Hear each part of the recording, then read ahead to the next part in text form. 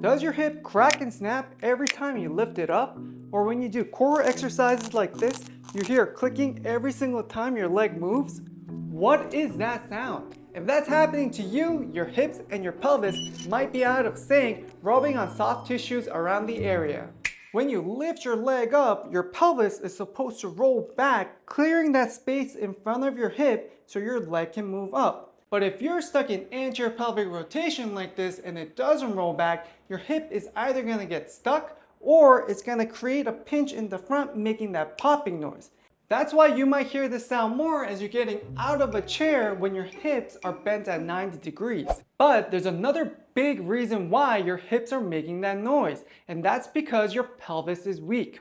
Your pelvis is supposed to be the anchor while you lift your leg up, but if it can't stay still or withstand the weight of your own leg, then your hips and your pelvis will go out of sync, creating that popping noise. And fixing this problem requires stabilizing your SI joint right here, which is how your pelvis attaches to your whole body.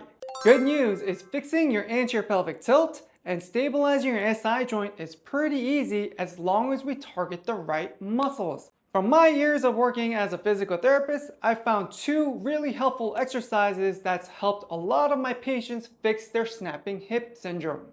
First, let's do an exercise to stabilize your SI joint and your pelvic girdle. You're going to go down on all fours, placing a rolled up towel like this under your knee, which is going to make that side higher. So what you're going to do is activate the QL on the other side and lift your opposite leg off the floor, evening out the height of your pelvis. You're going to stay here for a few seconds because I really want you to hold this contraction while we do the next part of the exercise. You're going to kick your leg out as far as you can and draw a full circle, kicking it backwards and bring it back in to the original position.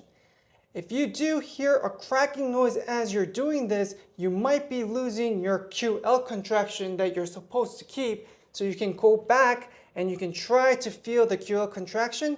If you repeat this for 3 sets, your SI joint will stabilize over time.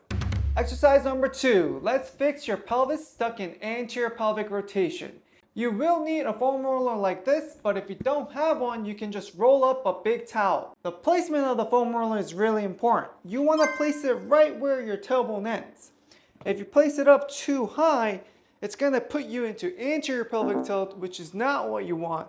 And if you put it down too low, it's not really going to do anything. You want to place the foam roller right where your tailbone ends and lift your leg up, and that's going to put you automatically into a posterior pelvic tilt, stretching out your low back. And from here, you're going to open your knees out while keeping your feet together and slowly bring it all the way down. From this position, you're going to feel the front of your hips stretching out while your hips are opening, and you're going to slowly bring it up using your core muscles and bring it down again to stretch out your hip flexors. Repeat this for 10 times for 3 sets, and that's gonna be plenty to fix your anterior pelvic tilt. If you want more videos on how to fix an anterior pelvic tilt, check out my channel because I have more videos on that. Don't forget to like and subscribe. I'll see you guys in the next video.